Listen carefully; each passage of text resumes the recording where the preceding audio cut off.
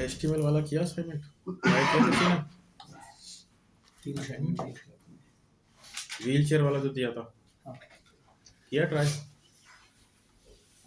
मैंने पोस्ट वाले किए, ब्लॉगर को पोस्ट। पोस्ट वाला हो गया, ठीक है। एचटीएमएल वाला किसी ने ट्राई किया क्या कल के बाद? ब्लॉगर कर लिया। कर लिया। सब ब्लॉगर ट्राई किया था।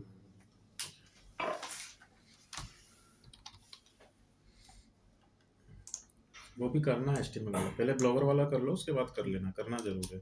उसमें जितने भी असाइनमेंट दे रहा हूँ उसकी एक चेकलिस्ट बना लेना आप लोग एंड में या स्टार्टिंग में, क्योंकि ये जो रफ असाइनमेंट है आपके, इससे हम प्रैक्टिस करेंगे। और जैसे आप लोग थोड़ा सा सीख जाओगे, फिनिशिंग पे आ जाओगे, फिर मैं आपको लाइव प्रोजेक्ट देना स्टार्ट करूँगा। वो उन्हीं को मिलेंगे जिनके रफ असाइनमेंट कंप्लीट हो जाएंगे, ये ध्यान रखना। सबमिट आपको सब कुछ ही करना है। सर वो आ रहे हैं तो ठीक है ना, तो लॉगिन कर लेते हैं। अच्छा।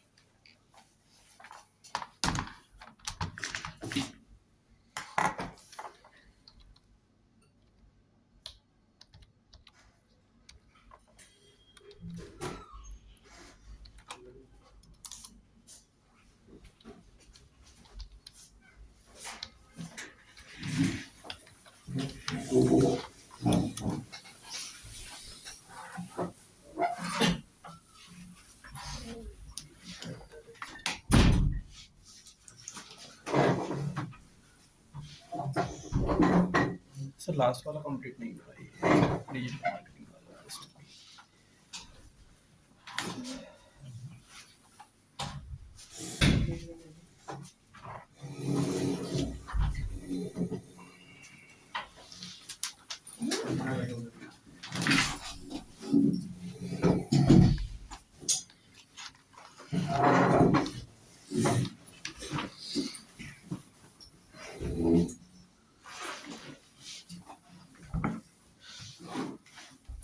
तीन पोस्ट और 2 पेजेस, या फिर 3 पोस्ट दी थी फिर?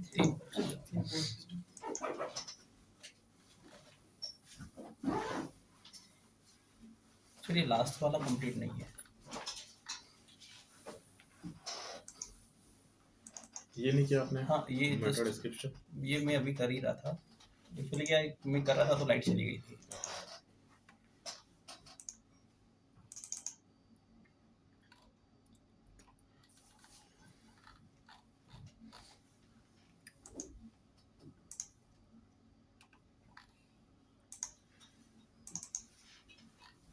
ठीक है, ऐसे किया होगा सभी ने। Yes sir. अब अगर आपको उसको पब्लिश करना है तो ये पब्लिश ही है अभी इनका पोस्ट, आप यहाँ से इसको व्यू कर सकते हैं। तो देखो आपका एक नया यूआरएल जनरेट हुआ है यहाँ पे, मतलब अंदर का कोई पेज या पोस्ट क्रिएट हुआ है। और होम क्या हो गया इसमें? होम यूआरएल ये वाला। डोमेन तक जो होता है वो हमेशा होम पेज होता है। उसके बाद जितने भी आप नंबर ऑफ पोस्ट या पेजेस बनाते जाओगे, अपने आप में एक नया न्यू यूआरएल जनरेट होता जाएगा। और सभी का इंडिविजुअल टाइटल और इंडिविजुअल मेटा डिस्क्रिप्शन वो बना रहा होगा, आप लोगों ने क्रॉस चेक भी कर लिया होगा। तो यही की यही कोड आपका एचटीएमएल में बन जाएगा। तो आप लोग ऐसे भी कर सकते हो कि व्हील चेयर वाला असाइनमेंट किसी पोस्ट पे कर लो और उसका जो कोड जनरेट होगा वो आप चेक करवा सकते हो, एक ही बात है। या अगर कोडिंग के थ्रू करोगे तो और अच्छा रहेगा। अब जो कंटेंट हम लोग बनाते हैं, एक तो हुआ कंटेंट राइटिंग, मैंने समझाया था आपको, एक हुआ एसईओ ऑप्टिमाइज। तो एसईओ के अकॉर्डिंग या सर्च इंजन जिस टाइप के कंटेंट को पसंद करता है वो आप समझिए। टाइटल जो है वो आपका 70 लेंथ का होना चाहिए। अभी ये लेंथ 70 कहीं से कहीं तक नहीं है, आप चाहें तो लेंथ कैलकुलेट कर सकते हो, या तो नोट प्लस प्लस यूज कर लेना।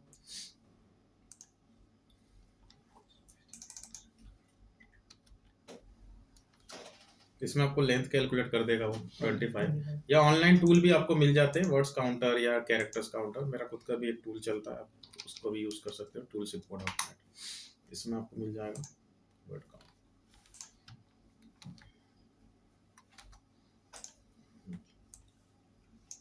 अभी 22 है, आपको 70 पे सेट करना है इसको। तो आपको क्या करना है, फिर बढ़ाना होगा। जैसे मैं इसको लिख देता हूँ, व्हाट इज डिजिटल मार्केटिंग, मैं तो आपको दिया भी था, and career scope in digital marketing. तो ये ऑटोमेटिक 70 का हो जाता। और आप फिर इसको स्प्लिट करते 2 बार में, एक में व्हाट इज डिजिटल मार्केटिंग। तो कंटेंट का सीक्वेंस ये रहेगा, सबसे पहले आपका टाइटल 70 का हो, यूआरएल आपका 70 लेंथ का होना चाहिए, और जो मेटा डिस्क्रिप्शन है इसका भी लेंथ मैंने आपको बता दिया था 156 या 210 तक अगर अंदर का कोई पेज यूज कर रहे हो। अब कंटेंट में कैसे रहेगा सीक्वेंस, सबसे पहले आपका एच बनाना है, स्टार्टिंग हमेशा H1 से होना चाहिए आपकी कंटेंट की, और इसमें जो H1 है वो यहाँ से सेट होगा। उसके बाद फर्स्ट पैराग्राफ, ये जो आप लिख रहे हो, लेकिन फर्स्ट पैराग्राफ जो है उसकी लेंथ जो है वो 150 वर्ड्स की होनी चाहिए।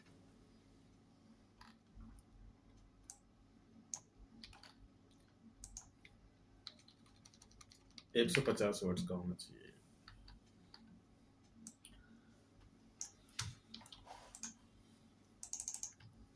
जितना फिनिशिंग के से लिखोगे उतना ही उसमें आपको बेनिफिट होगा।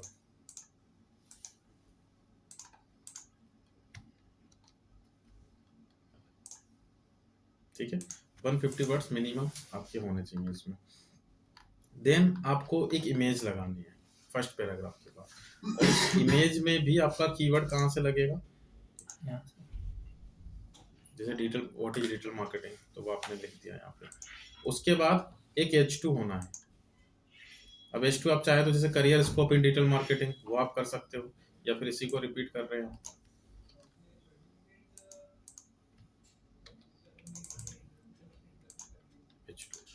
हेडिंग, फिर सेकंड पैराग्राफ की कोई लिमिट नहीं है।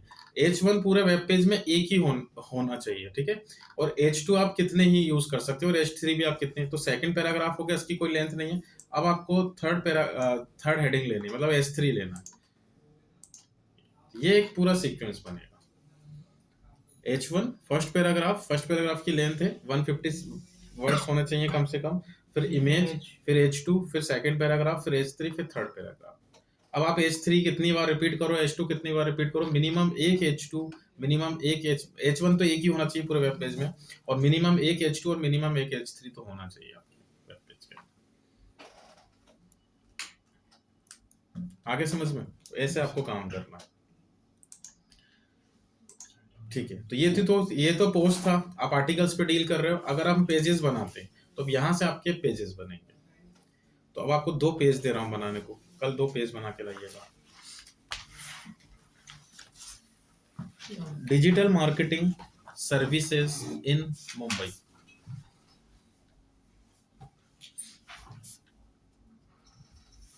Digital marketing services in Mumbai, client है जो डिजिटल मार्केटिंग की एजेंसी स्टार्ट कर रहा है मुंबई में, उसके लिए पेज क्रिएट करना है आपको। And second, stock market institute in Mumbai, stock market institute इन मुंबई।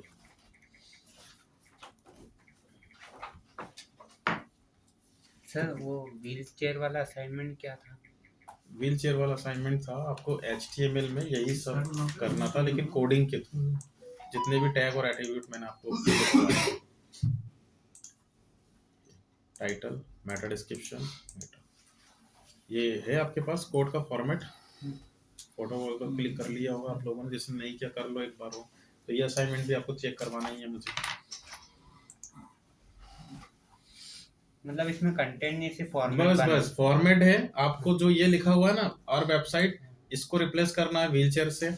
इस टाइटल को व्हीलचेयर वाले टाइटल से रिप्लेस करना है, मेटा कीवर्ड को व्हीलचेयर वाले से, क्योंकि ये तो मैंने बताया प्री डिफाइंड लैंग्वेज है, ये सब टैग और एट्रीब्यूट तो कॉमन ही होने। H1 H2 में अपना कीवर्ड लगाओगे व्हीलचेयर का एज इट इज, जैसे अभी आप यहाँ पे नॉन टेक्निकली काम कर रहे हो। अब सेकंड देखिए, इसमें जो हम लोग कीवर्ड्स यूज कर रहे हैं यहाँ पे,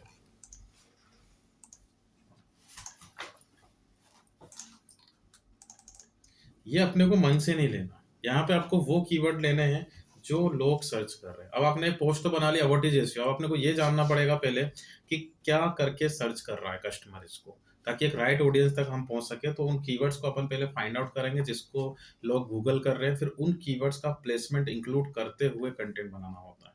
आ रहा समझ में? अब लिखिए कीवर्ड रिसर्च, नेक्स्ट टॉपिक है, और बहुत अच्छा टॉपिक है, आप स्टार लगा लो, काफी इंपॉर्टेंट है। Keyword research. Keyword research,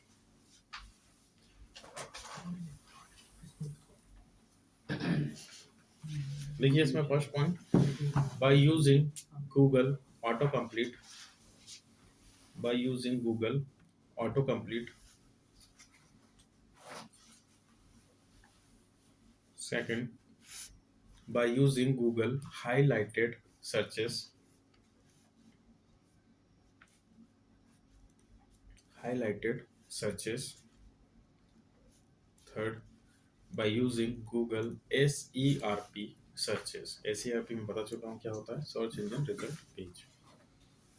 SERP searches.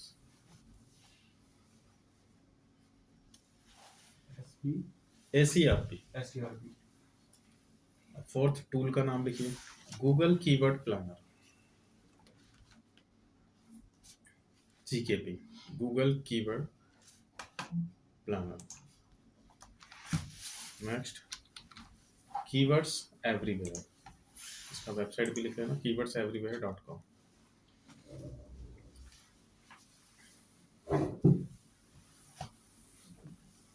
Sir ये क्या की वेबसाइट है? ये सब कीवर्ड रिसर्च, कीवर्ड्स फाइंड करने के हैं. भाई जैसे आप कोई बिजनेस स्टार्ट करने वाले हो, स्टॉक मार्केट का बिजनेस स्टार्ट करने वाले हो, तो आपको पता भी तो हो कि लोग आपको कैसे सर्च करते हैं. तभी तो हम वही कीवर्ड लगाते हैं वेब पेज के अंदर जो लोग सर्च कर रहे होते हैं. तो ये सब आपको टेक्निक बता रहा हूँ मैं कीवर्ड्स फाइंड करने की. कुछ टेक्निक है, कुछ टूल्स है. तो ये टूल है keywordsEverywhere.com. ठीक है. नेक्स्ट लिखो, सब अल्टरनेट है, कोई भी यूज कर सकते हो. keywordtool.io.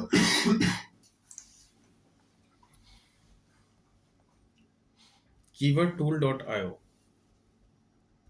ये भी वेबसाइट है सर? हम्म.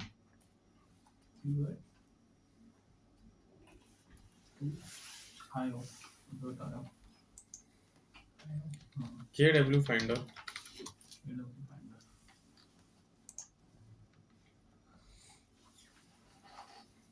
सर ये सारी वेबसाइट है ना? टूल बोल सकते हो आप, क्योंकि वेब बेस्ड टूल्स होते हैं इस फील्ड के अंदर. ये सब टूल्स हैं कीवर्ड्स फाइंड करने के.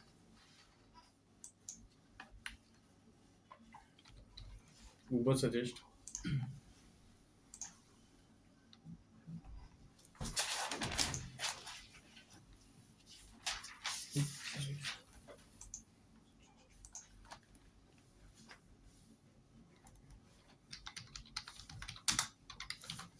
SEMrush keyword magic tool.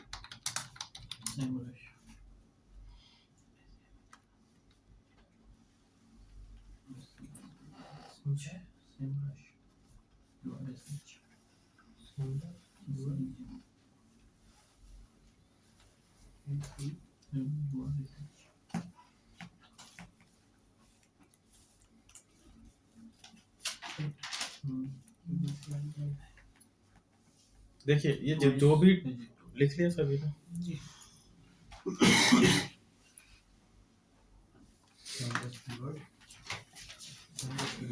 Magic tool.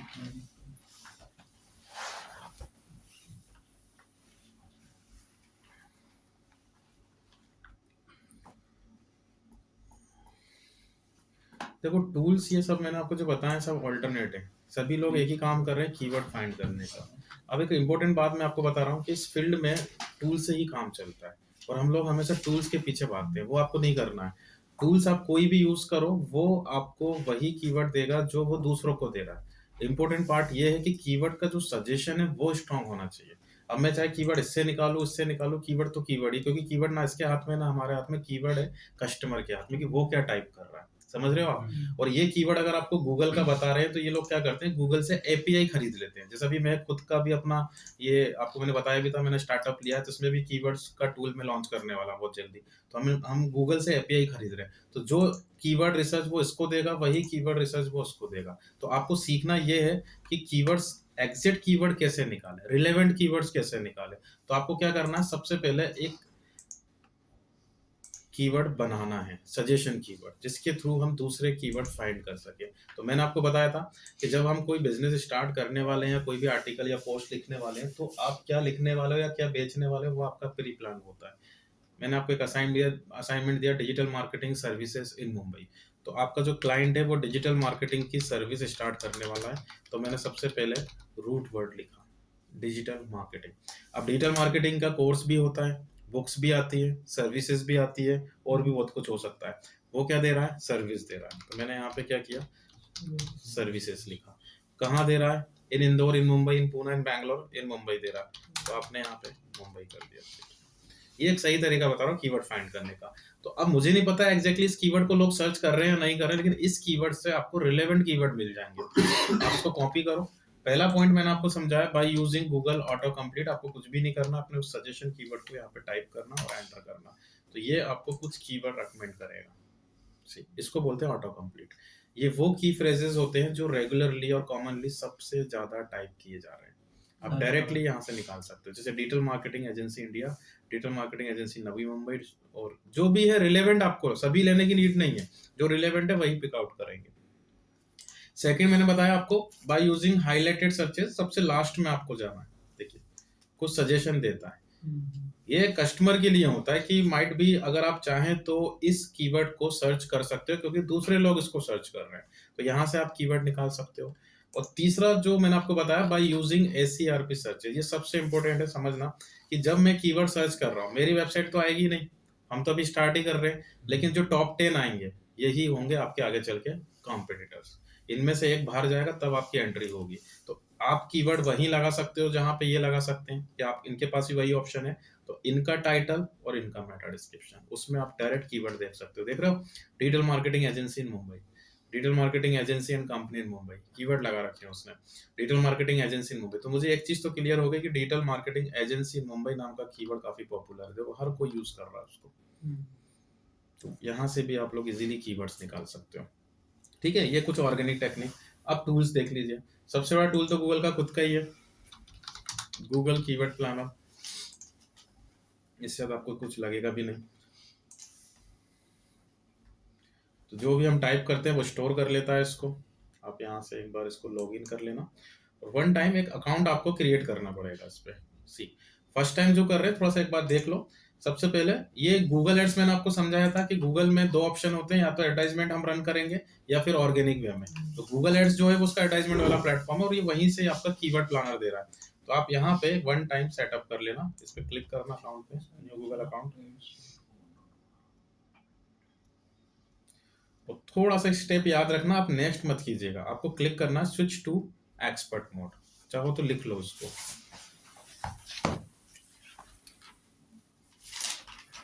After getting login, click on switch to expert mode. Switch to expert mode.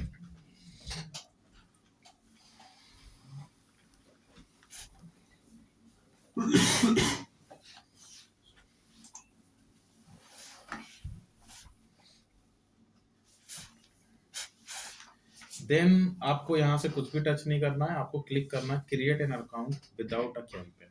ठीक है, इस पे क्लिक करना।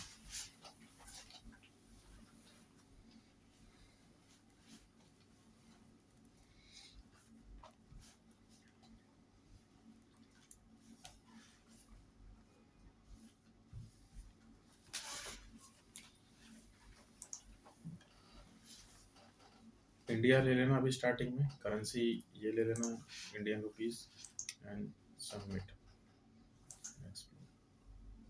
ठीक है, बस ये एक सेटअप है। उसके बाद आप जाओगे टूल्स एंड सेटिंग्स में, प्लानिंग में, कीवर्ड प्लानर, इस पे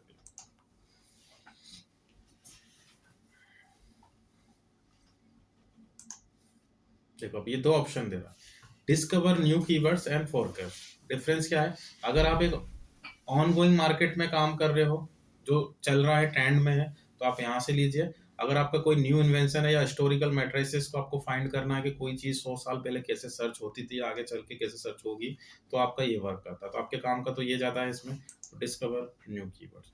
और फिर से मैंने जो सजेशन आपको बताया कि मुझे किस टाइप के कीवर्ड्स चाहिए,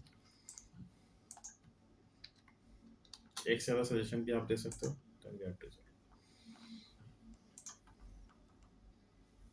ये कुछ कॉलम आपको बता रहा है। सबसे पहले वो कीवर्ड जो हमने उसको दिया, प्लस पॉइंट कि उसकी सर्चिंग भी बता रहा है कि एवरेज मंथली सर्चेज इस पर्टिकुलर कीवर्ड की इतनी है, तो अ मंथ इतने नंबर ऑफ टाइम्स वो टाइप किया जा रहा है। 1000 से 10,000 सर्चिंग, देखो वो आप ही के एजेंसी वाला, इसलिए वो सब यूज कर रहे थे, इसकी सर्चिंग बहुत अच्छी है।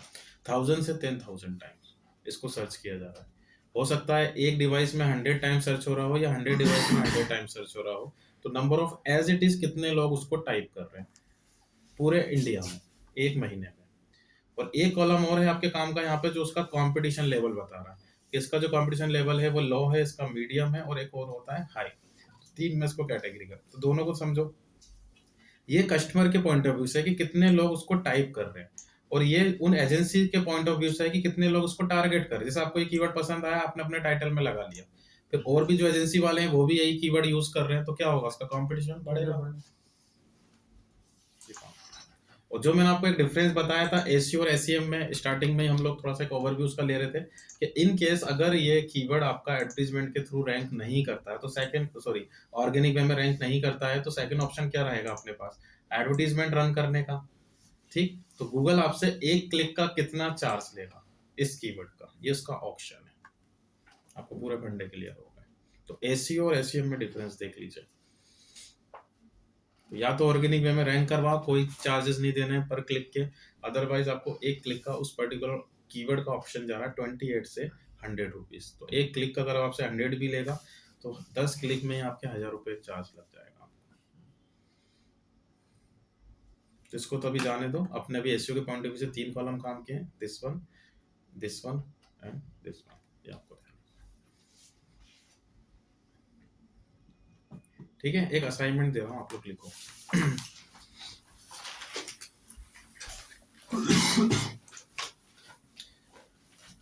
जो मैंने आपको व्हील चेयर वाला असाइनमेंट दिया था, उसके लिए 20 कीवर्ड्स आपको फाइंड करने हैं, 20 keyword.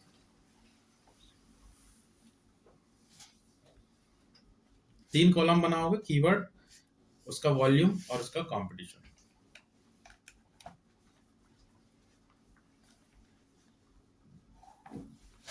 Sir wheelchair sale in India? हाँ, India, online wheelchair India.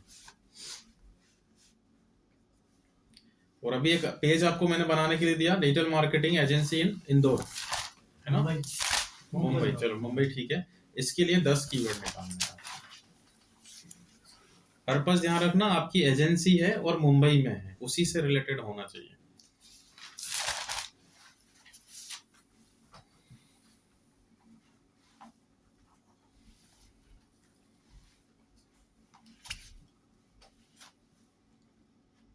Wheel chair वाले कितने कीवर्ड निकाले?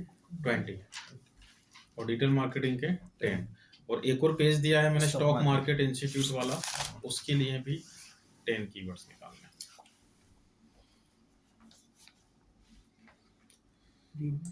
कीवर्ड्स बहुत सारे होते हैं, देखो उसने 103 आइडियाज आपको दिए हैं, लेकिन आपको वही लेने हैं जो आपके रिलेवेंट कीवर्ड हो, जिससे पोटेंशियल कस्टमर या पोटेंशियल कीवर्ड आपका।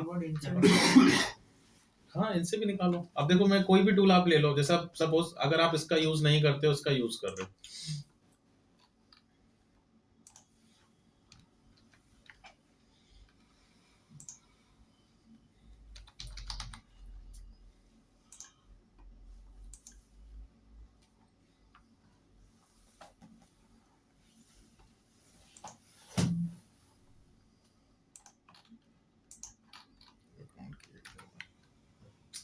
चलो कोई दूसरा देख लेते हैं, ये ले लीजिए।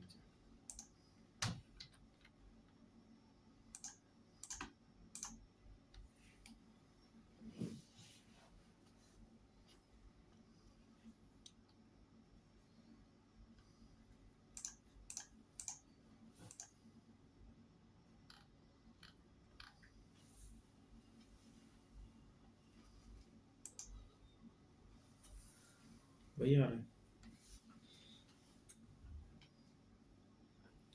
अब आप समझ रहे हो, वॉल्यूम ये है ना। तो ये लोग, भाई आप कीवर्ड कहाँ टाइप करते हो, गूगल पे। कीवर्ड का मेन ओनर कौन है, गूगल है, एसेट तो उसके पास है ना। तो इन लोग क्या करते हैं, गूगल से एपीआई खरीद लेते हैं और फिर यहाँ से आपको अपने तरीके से चेंज क्या करते हैं, चेंज कीवर्ड कभी नहीं होता है, चेंज होता है सिर्फ डिजाइन, इंटरफेस, यूजर इंटरफेस। अब स्टूडेंट क्या होता है, यहाँ से मिसगाइड हो जाते हैं, उनको ये लगता है कि टूल परचेस कर लेंगे तो उनका काम हल्का हो जाएगा, और टूल आपको और आलसी बना देता है। आप खुद से अगर प्रोडक्टिविटी लाना चाहते हो तो आप जितना हो सकता है स्टार्टिंग फेज में फ्री टूल पे काम करो, क्योंकि वहां आप अपने एफर्ट्स लगाओगे। और एक बार आप फ्री टूल्स पे काम करना सीख गए, हर एक ऑप्शन को आप अच्छे से भी समझ पाओगे, अच्छे से भी बना पाओगे, तो फिर पेड टूल में आप बहुत प्रोडक्टिविटी के साथ काम कर लोगे। पेड टूल क्या करता है, आपको बना हुआ हलवा परोस देता है कि आपको कुछ भी करने की जरूरत नहीं है, तो फिर उसी की आदत लग जाती है। समझ में आ रहा है? तो चीजें वही रहती हैं, टूल्स मैटर नहीं करता, बस आप उस टूल्स का यूज, अब जब सपोज अगर मैं इसको ऐसे नहीं लेता, देखो अब मुझे नहीं पता कीवर्ड प्लानर में यूज कर रहा हूँ, पेड है फ्री है इसका भी कोई मतलब नहीं है, और मैंने कीवर्ड ही गलत दे दिया उसको, अब वो भी दे रहा है कुछ भी, तो टूल तो मैटर ही नहीं कर रहा है, आपका कीवर्ड कैसे निकाल रहे हो वो मैटर कर रहा है इसके अंदर। और कीवर्ड का प्लेसमेंट, यहाँ पे अब आप उस कीवर्ड को कैसे रखोगे, मेटा डिस्क्रिप्शन में, टाइटल में मैंने आपको प्रायोरिटीज बताई कि टाइटल को पहले प्रायोरिटीज दो, मेटा डिस्क्रिप्शन को, फिर H1 H2 पैराग्राफ, इस तरीके से आपको उसको लेकर चलना है। अब इसमें जो ये बता रहा है यहाँ पे लो, मीडियम और हाई,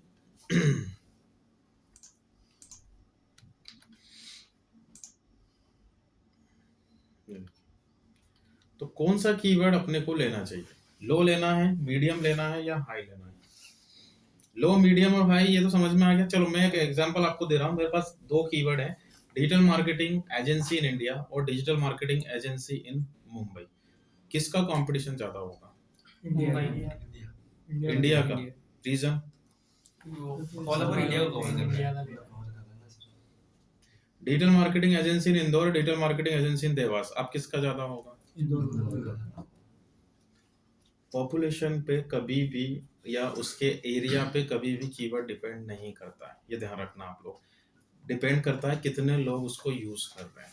अब एजेंसी लोकल होती हैं और लोग उसको कभी भी इंडिया वाइज सर्च नहीं करेंगे, उसको वो सिटी वाइज सर्च करेंगे। आपको डिजिटल मार्केटिंग कोर्स करना था, आपने इन इंडिया टाइप किया था कि इंदौर टाइप किया था? इंदौर टाइप किया था ना, क्योंकि आप इंदौर में सर्च कर रहे हो, और मैंने आपको क्या बताया, लोकल बिजनेस जो किसी लोकेशन के लिए सर्च होता है, तो कंपटीशन मुंबई का ज्यादा होगा, क्योंकि बाकी लोग भी तो मुंबई का ही कीवर्ड लगाएंगे। अब आप कंपटीशन को ऐसे भी समझो कि एसईओ में कीवर्ड कितने टाइम में रैंक कर जाएगा, वो आपके कंपटीशन पे डिपेंड करता है। सपोज अगर मैं ले रहा हूँ डिजिटल मार्केटिंग एजेंसी इन देवास, अब देवास में कोई दूसरी एजेंसी नहीं है, मेरे अकेले की एजेंसी है, और आज ही मैंने कीवर्ड लगाया, कल सुबह ही उठो आपको फर्स्ट पेज पे मिल जाएगा, क्योंकि और कोई है ही नहीं कंपटीशन में। लेकिन आपकी मुंबई में 1000 से भी ज्यादा एजेंसीज चल रही हैं, वो लोग भी मेहनत कर रहे होंगे, अब आ गए आप कंपटीशन में, अब आके बताओ रैंक पे, आगे समझ में? तो इस तरीके से आपकी डेडलाइन आगे सेट हो जाएगी। तो वही चीज मैं आपको समझा रहा था यहाँ पे कि कौन सा कीवर्ड अपने को लेना है, लो लेना है, मीडियम लेना है या हाई लेना है। सबसे पहले लो कंपटीशन रैंक करेगा, आपका कीवर्ड लो वाला जो रहेगा वो जल्दी रैंक कर जाएगा।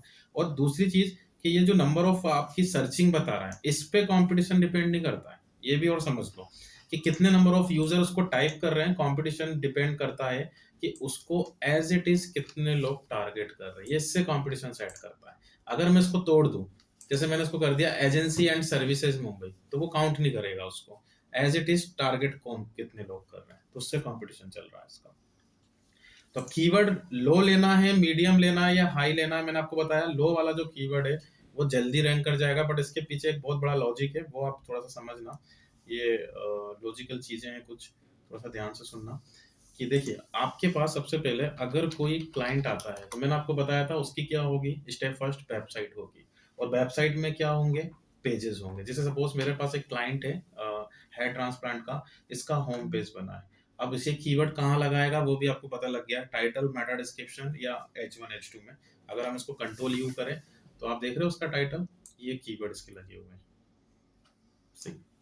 अब इस टाइटल को आप डिकोड करो, इसमें कितने कीवर्ड आपके निकल जाएंगे, hair transplant clinic in Indore, best hair transplant clinic in Indore, hair loss treatment doctor in Indore या hair loss treatment doctor in Bhopal India. तो आप देख रहे हो, आप इसको आप डिकोड करोगे तो आराम से 20 से 25 कीवर्ड निकालो, देख रहे हो आप। तो आपको क्या है, ट्रिकी वे में काम करना है कि आप सिर्फ एक ही कीवर्ड को रैंक करवाओ गूगल पे, कोई भी एक कीवर्ड अपना प्राइमरी कीवर्ड चूज कर लो और बाकी कीवर्ड अपने आप रैंक करेंगे। ऐसी ट्रिक हम लोग सीखेंगे। तो आपको क्या करना है, रीजन, क्योंकि वो सब एक ही पेज पे लगे हुए हैं, आ रहा समझ में? तो पहले आपको यहाँ पे रैंकिंग के फैक्टर समझने हैं कि अगर आपकी वेबसाइट गूगल के फर्स्ट पेज पे आ रही है, अगर आपकी वेबसाइट रैंक हो रही है तो किस रीजन से रैंक हो रही है, और अगर आपकी वेबसाइट गूगल की रैंकिंग से बाहर जा रही है तो किस रीजन से बाहर जा रही है। तो आप ये जितनी भी प्रोसेस देखते हो SERP पे, ये पीछे बैकएंड में कुछ इस तरीके से चल रही है, ये कोड चल रहा है इसका, और इसको हम बोलते हैं एल्गोरिथम। वो तो आपको पता ही है, कोई भी कोडिंग फैक्टर्स एल्गोरिथम में रहता है। अब इनके जो एल्गोरिथम है वो चेंज होते रहते हैं। तो एसईओ के जो एल्गोरिथम है वो उसने 2 पार्ट्स में डिवाइड करके रखा हुआ है इस फील्ड में। एक होता है ब्लैक हैट एसईओ और एक होता है व्हाइट हैट एसईओ। मैं आगे डिटेल में पढ़ाऊंगा, अभी सिर्फ हिंट के लिए लिख लो। एसईओ दो टाइप के होते हैं, black hat and white hat.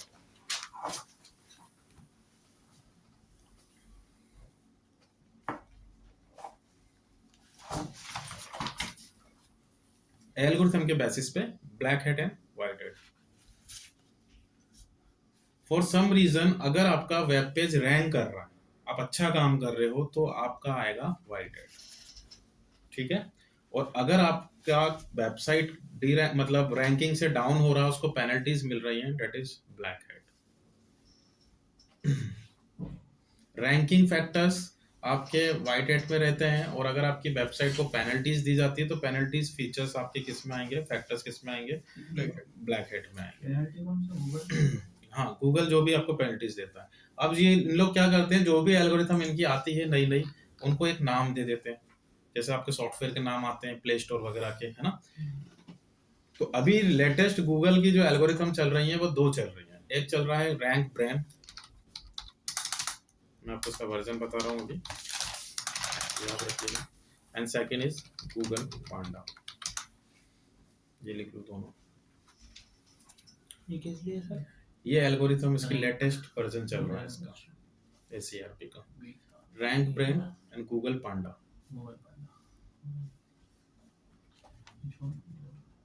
Sir algorithm नहीं पता। एल्गोरिथम कुछ भी नहीं है, ये जो कोडिंग है इसको नाम दे देते हैं लोग। तो अभी जो लेटेस्ट वर्जन चल रहा है गूगल के एसीआरपी का, वो दो चल रहे हैं, एक रैंक ब्रेन चल रहा है और एक गूगल पांडा। ये चेंज होते रहते हैं, नई नई अपडेट्स आती है ना, तो मैं आपको लेटेस्ट बता रहा हूँ। और आपको अप टू डेट कैसे रहना है वो भी मैं आगे बता दूंगा।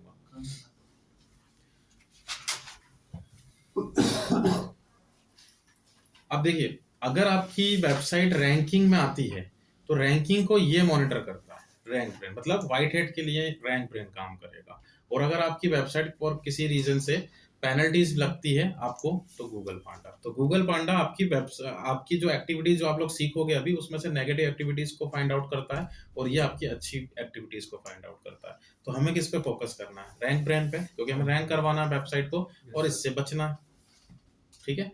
तो अब रैंक ब्रेन क्या है, ये इसका लेटेस्ट वर्जन है आपके एससीआरपी का। इससे पहले पैंगुइन चलता था, उससे पहले और भी वर्जन, में आपको बहुत सारे वर्जन बता दूंगा इसके। ये एक एआई बोट है। एआई मतलब होता है आर्टिफिशियल इंटेलिजेंसी बोट।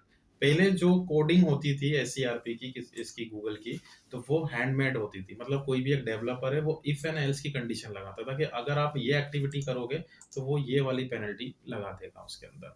तो उसका क्या है, इजीली बाईपास मिल जाता था। अब इन्होंने क्या किया, रिसेंटली बोट लॉन्च कर दिया। बोट क्या करता है, खुद से कोड बनाता है। अगर आप कुछ भी कर रहे होंगे तो वो क्या करेगा, इंस्टेंट कोडिंग चेंज कर देगा उसकी। मतलब अब थोड़ा सा बाईपास करना क्या हो गया है, टफ हो गया है। तो आपका जो रैंकिंग फैक्टर है वो भी टफ हो गया है। आप जल्दी रैंक नहीं करवा सकते, आपको पूरा प्रोसेस से चलना पड़ेगा।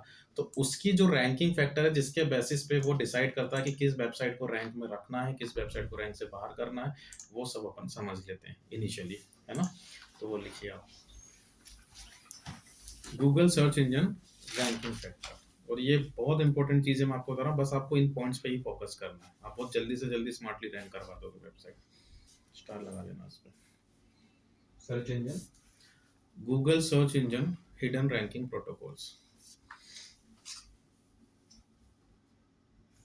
फर्स्ट पॉइंट लिखिए,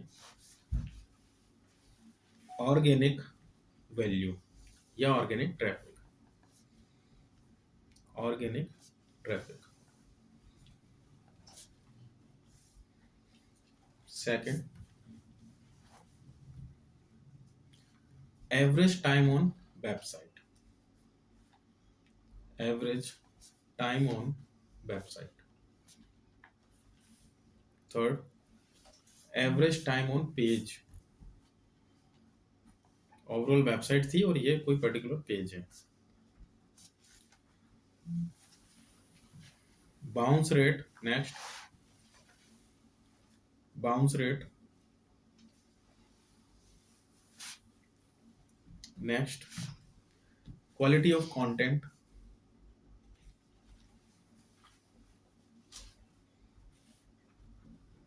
quality of content, and last लिखिए number of quality backlinks, number of quality backlinks, BACKLINKS, number of quality backlinks.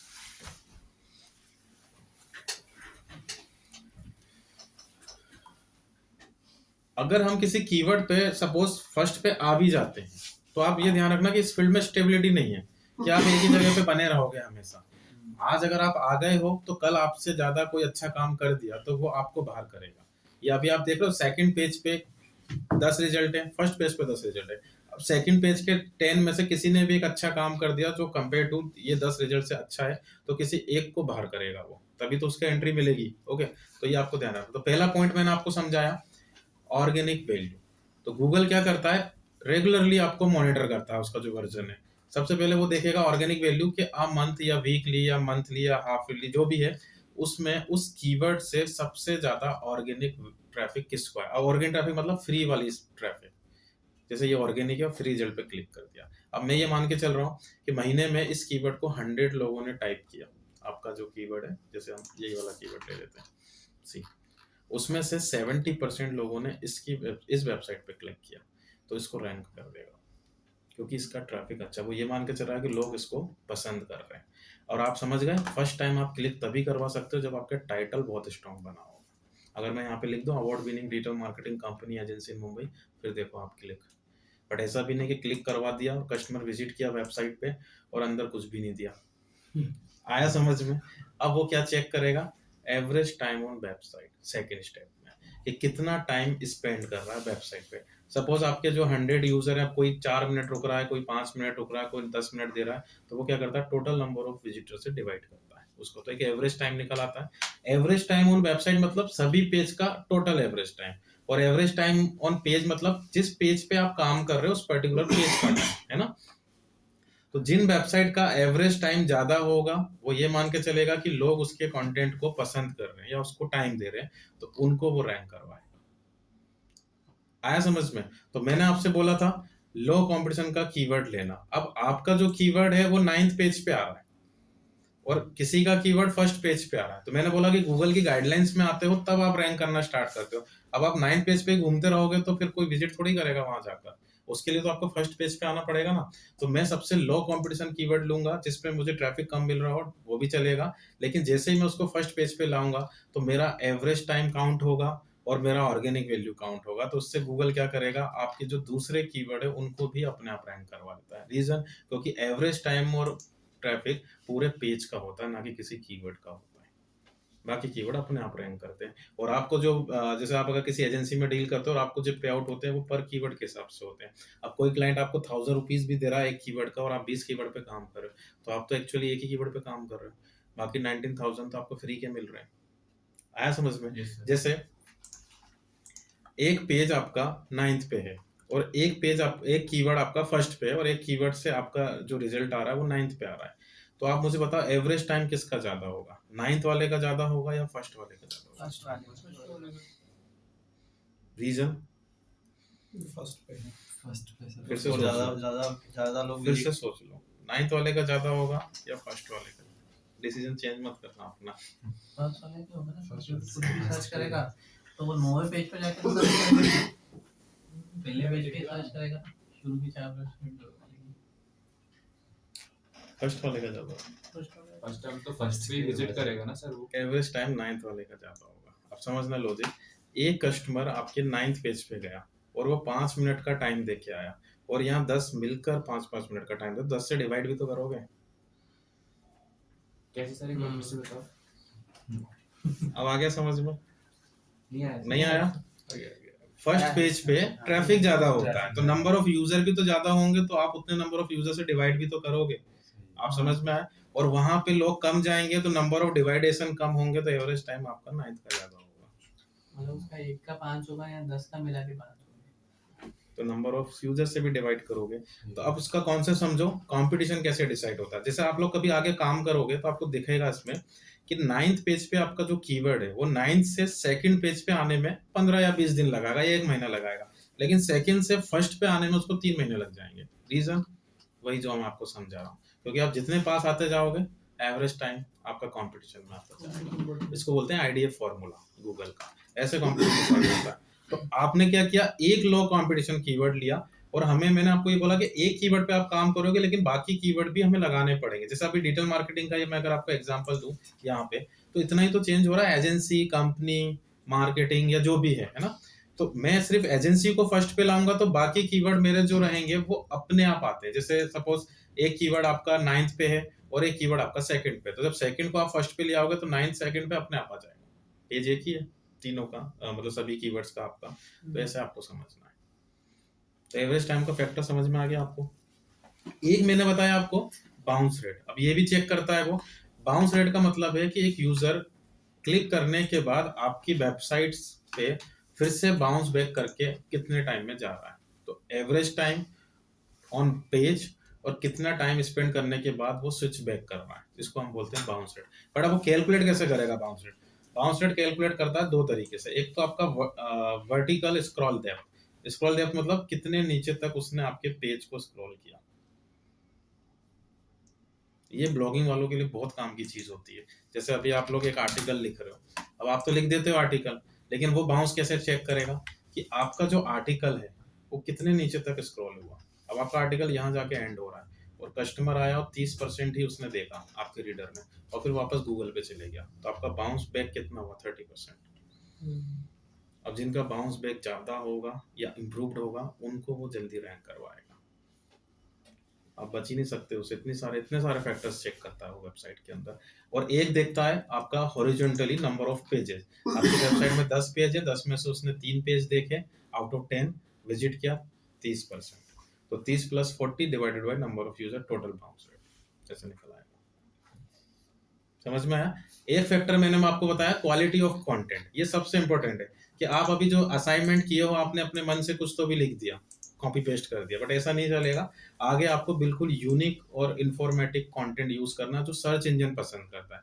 भाई आप सभी एक दूसरे का कॉपी पेस्ट कर लेंगे तो सारे रिजल्ट एक जैसे नहीं हो जाएंगे, फिर उसके इतने रिजल्ट देने का फायदा क्या है? ओके, तो आपका जो कंटेंट है वो सबसे इंपॉर्टेंट रोल प्ले करता है, क्योंकि कंटेंट अगर अच्छा है तो ऑटोमेटिक आपका टाइम स्पेंड बढ़ेगा, ऑटोमेटिक बाउंस इंप्रूव होगा। सब किसी सॉल्यूशन क्या होता है? कंटेंट होता है इसके अंदर। तो आपको कंटेंट राइटिंग पे बहुत काम करना पड़ेगा। डिजिटल मार्केटिंग में अगर कोई किंग है तो वो है कंटेंट, ये ध्यान रखना। जैसे जो रील्स बनाते हैं, कुछ बूम पे आ जाते हैं, कुछ नहीं आ पाते, तो कहीं ना कहीं क्या मैटर कर रहा है? उनके रील का क्वालिटी। अब जैसे आप यूट्यूब है, अब आप बोल रहे हो कि मुझे यूट्यूब में रैंकिंग चाहिए या रैंकिंग सीखना, तो पहले कंटेंट अच्छा बनाओ, रैंकिंग अपने आप आ जाएगी। मीडिया वालों को कितनी जल्दी रैंक कर जाते हैं, क्यों? क्योंकि उनका कंटेंट देखना आप कभी कितना सॉलिड कंटेंट बनाते हैं वो लोग। जैसे अभी मैं एक एग्जांपल आपको बता रहा हूँ, व्हाट इज डिजिटल मार्केटिंग, मैंने यहाँ सर्च किया। आपको पता है कंटेंट के अंदर सबसे बड़ी वेबसाइट विकिपीडिया मानी जाती है, लेकिन कितने नीचे आ रही है वो। तो कहीं ना कहीं ये लोग उससे बेटर कंटेंट परफॉर्म कर रहे हैं या बेटर एवरेज टाइम दे रहे होंगे, कुछ भी होगा एक रीजन। और जो लास्ट मैंने आपको पढ़ाया था बैकलिंक, वो एक अलग से टॉपिक है जिसमें हम अपने कंटेंट को दूसरी वेबसाइट पे सबमिट करेंगे, शेयरिंग करेंगे, वो अलग से मैं आपको बता दूंगा। तो ये याद आ गया आपको फैक्टर्स, ये ध्यान रखना। सर बाउंस रेट अगर जैसे किसी वेबसाइट का एक ही पेज है और मतलब ज़्यादा डाउन मतलब स्टैटिक है, तो उसका एवरेज टाइम वही और बाउंस रेट एक ही नहीं तो पेज स्टैटिक से क्या है, पेज तो देखेगा ना वो। नहीं, ऐसा स्क्रॉल करना ना, एक स्टैटिक पेज है मतलब पूरा एक ही व्यू में आता है, तो फिर वो बाउंस रेट और एवरेज टाइम एक ही हो जाएगा उसका। नहीं तो बाउंस रेट आपका और एवरेज टाइम वो तो साथ में चलेंगे ना। एवरेज टाइम मतलब कि कितना टाइम स्पेंड किया उसने, कितनी देर रुका, 4 मिनट, 5 मिनट, 10 मिनट। और बाउंस मतलब कि 4 मिनट रुकने के बाद कितने %, मतलब कितनी जल्दी वो बाउंस बैक कर रहा है। लेकिन वो उसको कैलकुलेट कैसे करेगा? स्क्रॉल डेप्थ से। अब आप कितना ही स्टैटिक पेज बनाओ, स्क्रॉल तो करना ही पड़ेगा ना। अगर स्क्रॉल नहीं भी हो, अब 2-3 लाइन तो लिखोगे नहीं आप किसी भी पेज में। और एक और पॉइंट आप ध्यान रखना इसमें कि इसमें आपका कंपटीशन हमेशा आपकी फील्ड से होता है। अब आप बोलो कि फ्लिपकार्ट का कोई प्रोडक्ट है, जैसे मैं यहाँ पे सर्च कर रहा हूँ, ये वाला मिंत्रा ले लो आप। अब आप समझ रहे हो, ये देखिए, अब इनके पास इतना कुछ लिखने जैसा कुछ है नहीं, तो ये लोग कभी भी कंटेंट नहीं लिखते हैं ज्यादा। तो इनका कंपटीशन वो कभी भी व्हाट इज डिजिटल मार्केटिंग वाले से नहीं क्रॉस चेक करेगा। इनका कंपटीशन इन्हीं की फील्ड से रिलेटेड वेबसाइट से करेगा, क्योंकि आपका कंपटीशन हमेशा आपके टॉप 10 से होता है। तो आप एजेंसी चला रहे होते हैं तो उसका जो एवरेज टाइम होता है वो दूसरी एजेंसी के साथ होता है। आप जब आर्टिकल लिख रहे होते हैं तो उसका जो कंपटीशन होगा वो उनके ही साथ होगा जो आपके जैसा कंटेंट पब्लिश करे। तो सभी के फैक्टर्स अलग अलग चलते हैं। अब इनमें से आप तो बस ये मान के चलिए कि अगर आप इस कीवर्ड पे काम कर रहे हो और इसी कीवर्ड पे ये लोग काम कर रहे हैं और इनमें से टॉप वाले का एवरेज टाइम 10 मिनट चल रहा है तो यही आपका गोल है।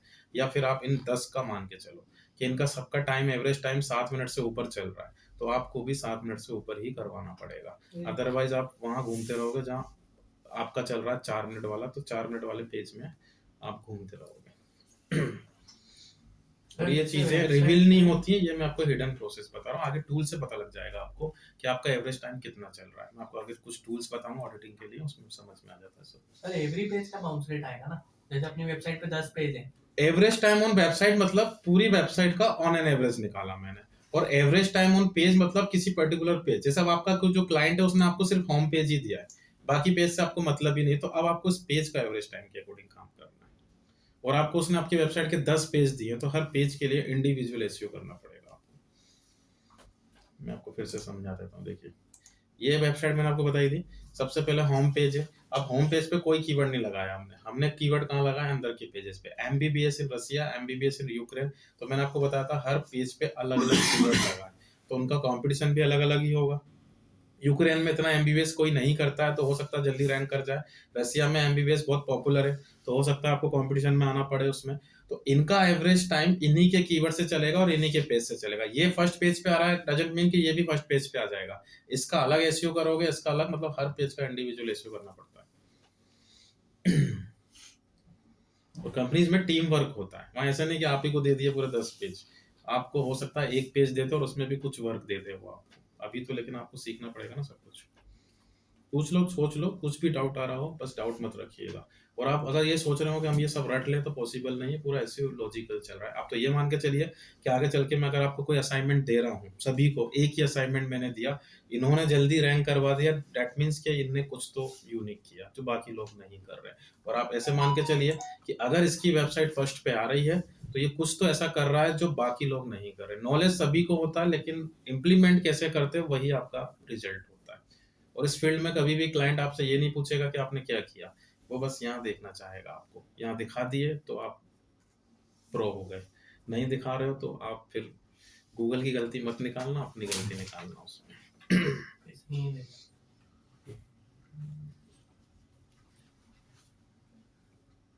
मेन कंटेंट फैक्टर है कंटेंट, और कंटेंट एक आर्ट है, ध्यान रखना। ये आपको कोई सिखा नहीं सकता है, ये आपको आता है प्रैक्टिस से। वो मैं आपको उसके लिए प्रिपेयर कर दूंगा। जैसे फॉर एग्जांपल मैंने आपको असाइनमेंट दिया अभी पोस्ट बनाने के लिए, आप बना के भी लाए, अभी आपने कॉपी पेस्ट कर दिया, बट मैंने आपको क्या सिखाया कि कंटेंट बस नहीं लिखना है, आपको एसईओ ऑप्टिमाइज कंटेंट लिखना। H1 बनाओ, फिर पैराग्राफ बनाओ जो सर्च इंजन पसंद करता है, तो वो भी एक रैंकिंग फैक्टर ही हुआ। अब मैं आपको ग्रामर थोड़ी सिखाऊंगा कि भाई आप ग्रामेटिकली मिस्टेक कर रहे हो, उसके लिए इंग्लिश थोड़ी सिखाऊंगा मैं, वो तो आपको ही करना पड़ेगा। तो वो करते करते प्रैक्टिस में आ जाएगा। तो मैं आपको जो आगे लाइव प्रोजेक्ट दूंगा तो उसमें प्रॉपर एक कंटेंट राइटिंग कैसे करते हैं उस पर अपन काम करेंगे।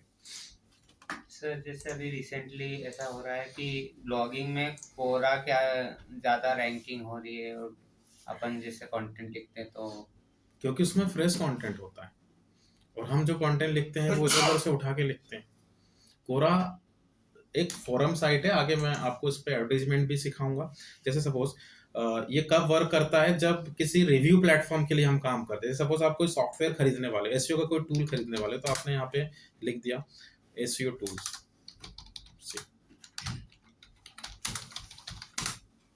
और उसके पीछे आपने कोरा टाइप किया, तो उसमें जैसे देख रहे हो आप ये क्वेश्चंस आ गए।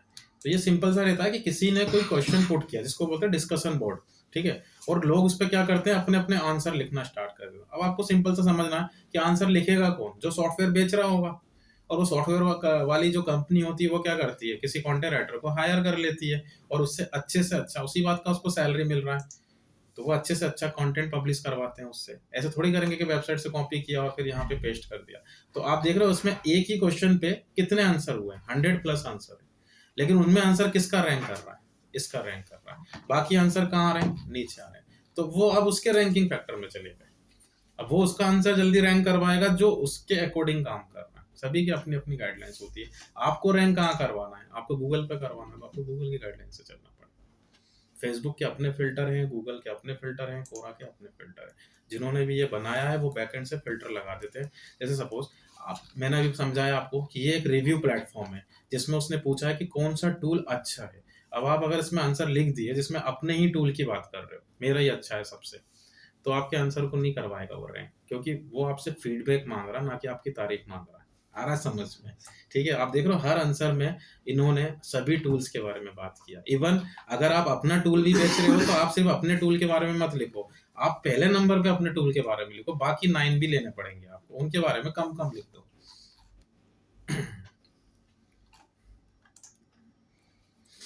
सर कंटेंट में मिक्स लैंग्वेज लिख सकते हैं या फिर वो एक पर्टिकुलर वही होना डिपेंड करता है वो आपके ऊपर। जैसे बहुत सारे स्टूडेंट हैं जो ऐसे ही कर रहे हैं, जैसे सपोज आपको मिक्स ऑफ रखना है, इंग्लिश में उसको सेट करना चाहिए, तो ये यही कर रहा है, क्योंकि हिंदी में भी सर्च होता है। आपको तो बस देखना है कि आपको कैसे करना है उसको। अगर आप जैसे व्हाट इज ब्लॉगिंग या how to do start blogging, या फिर आपको नहीं समझ में आ रहा है तो आप हिंदी में कर दो, क्योंकि लोग तो हिंदी में भी सर्च करते हैं। बाकी हिंदी की सर्चिंग इंग्लिश से ज़्यादा होती है इंडिया में। लेकिन अगर आप यूएस को टारगेट कर रहे हो तो फिर आपको ये करना है। अभी तो ठीक है आप बेसिक पढ़ रहे हो, आगे मैं आपको ये भी बताऊंगा कि जो अर्निंग हो रही है, जो एडवर्टाइजमेंट आप देख रहे हो यहाँ पे, इनको अर्निंग कैसे हो रही है। गूगल के एडवर्टाइजमेंट रन कर रहे हैं अपनी वेबसाइट पे, ये रहा। अब इसमें जो अर्निंग इंडिया से कितने लोग क्लिक कर रहे हैं और यूएस से कितने क्लिक कर रहे हैं, बहुत डिफरेंस आएगा आगे। 5,000 पर डे का आपका ट्रैफिक आ रहा है यूएस से और आपको गूगल पे कर रहा है 20 यूएसडी पर डे, और 5,000 ट्रैफिक आपका इंडिया से आ रहा है, गूगल आपको देगा $2 बस। Reason currency. यहाँ पे जो एडवर्टीजमेंट चलते हैं वो इंडिया के चलते हैं, और इंडिया वाले करेंसी का यूज करते हैं रुपीस, और वहाँ यूएसडी में पेमेंट होता है, तो वहाँ एक क्लिक का 10 यूएसडी देते हैं, तो उसका 68% कमीशन गूगल आपको देता है। तो आपको कितना दे रहा है? $6.80, और यहाँ पे आपको $6.80 देगा एक क्लिक। तो भी ये फैक्टर भी देखना पड़ेगा कि ब्लॉगिंग स्टार्ट करने से पहले नीच क्या ले रहे हैं वो भी डिपेंड करता है। अब आपको मेहनत कम करनी है, पैसा ज़्यादा लेना है, तो फिर आप यूएस यूके उनको टारगेट करो। अब जैसे जॉब पोर्टल वगैरह आप देखना, इनका इतना ट्रैफिक आता है, उसके बाद भी इनको 40-50 यूएसडी पर डे बस इतनी इनकम हो पाती है। वो वहीं यहाँ पे अगर आप किसी यूएस फर्म के लिए काम कर रहे हो तो वो 1000 में ही उतना अमाउंट निकाल लेता है। समझेंगे, ये आगे की बात है। ओके, अब जो कीवर्ड्स आप लोग निकाले हो, अभी तो हमने सिर्फ कीवर्ड निकाला, अब इसके आगे की स्टेप ये रहेगी कि आपके पास अलग अलग टाइप के क्लाइंट आते हैं। एक क्लाइंट आपके पास वो आएगा जो डायरेक्टली आपको कीवर्ड देगा कि भाई ये मेरे 5 कीवर्ड है, 8 कीवर्ड है, मुझे इन कीवर्ड्स को फर्स्ट पे देखना है ना। एक क्लाइंट आपके पास वो आएगा जो आपको कीवर्ड्स देगा ही नहीं, कीवर्ड्स वगैरह आप देख लो, मुझे तो क्या चाहिए, सेल्स चाहिए, बस बिजनेस आना चाहिए। तो ऐसे भी आपको कीवर्ड्स के टाइप समझने पड़ेंगे।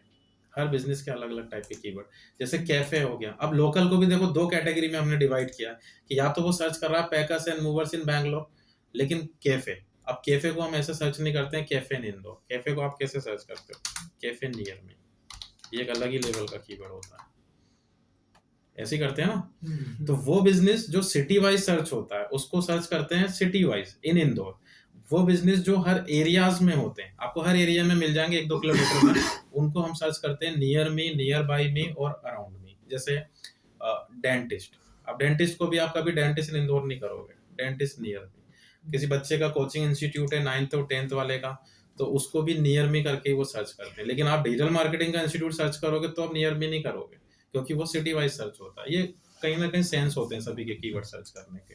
ओके, तो इसको अपन कन्वर्ट करते हैं कीवर्ड्स के टाइप में। लिखिए next, types of keyword.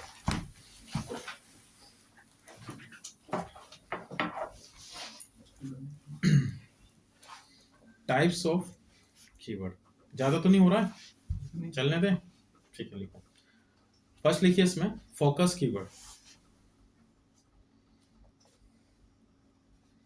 Focus keyword. Second, combinations,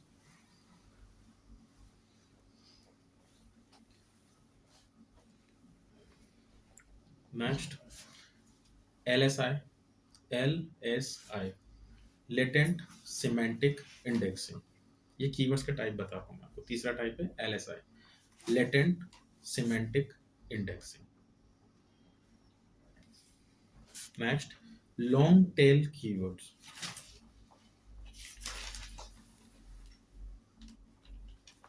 long tail keyword. Next लिखिए HIK, high intent keywords.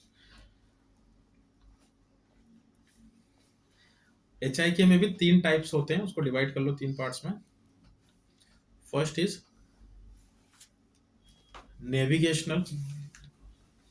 Navigational, second transactional,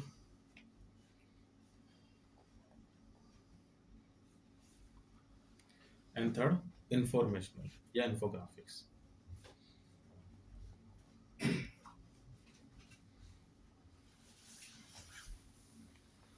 and last type लिखिए 5वां नंबर, ज्योग्राफिकल कीवर्ड।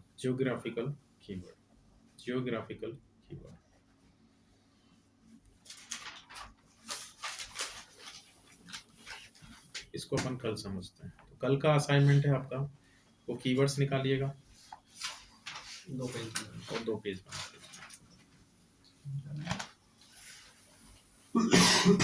सर ये जो पेज बनाना है तो इसमें कंटेंट क्या, मतलब बस पेज? अभी तो मैंने कंटेंट आपको सिखाया ही नहीं है, बस आप कॉपी पेस्ट करो। हाँ, मैंने आपको रेक्टिफाई करना सिखा दिया, तो अभी जो लोग कंटेंट बनाए हैं प्रीवियस पोस्ट, उसको फिर प्रोसेस से करना। H1 पहले रखना, फिर फर्स्ट पैराग्राफ 150 वर्ड्स का, फिर इमेज, फिर H2, फिर सेकंड पैराग्राफ, फिर H3, फिर थर्ड पैराग्राफ। तो आप थोड़ा सा इसको इम्प्लीमेंट कर लेना। नहीं सर, और अब जैसे जो नया पेज बनाओगे वो उसी प्रोसेस में बनाइए। बोलिए। जैसे digital marketing services in Mumbai, हाँ, तो ये टाइटल हो गया, ये पेज का टाइटल पेज का टाइटल है। यहाँ पे आप लिखोगे digital marketing services in Mumbai, और फिर गूगल कर लेना अभी तो, और जो भी वेबसाइट आपको मिल जाए उसका कंटेंट उठा के और यहाँ पे पुट करना। मेन है अपना जो मैंने आपको सिखाया कि प्रॉपर मेटा डिस्क्रिप्शन हो, टाइटल 70 का हो, H1 हो, फर्स्ट पैराग्राफ हो, फिर इमेज हो, H2 second paragraph, H3 third paragraph, ऐसे बनाइए। ठीक है, और प्लस इसके कीवर्ड्स निकालना है। कीवर्ड कहाँ लिखना है सर? ब्लॉगर पे लिखना है? कीवर्ड्स आप लोग अभी देखो इस फील्ड में ये चलता है, गूगल शीट्स चलती है, तो आप जो भी असाइनमेंट करोगे जो इससे रिलेटेड है, एक्सेल शीट से रिलेटेड, इस पे करिएगा।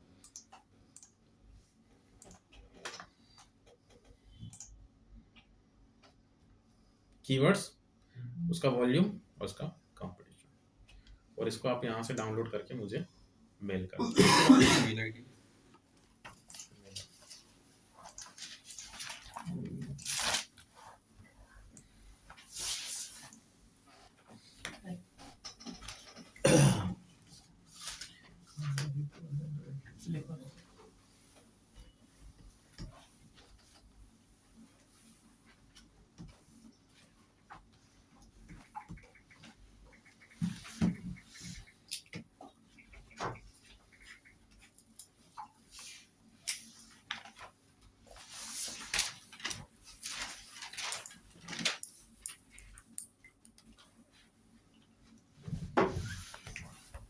ठीक है, चलिए कल मिलते हैं, फिर करके लाइएगा असाइनमेंट।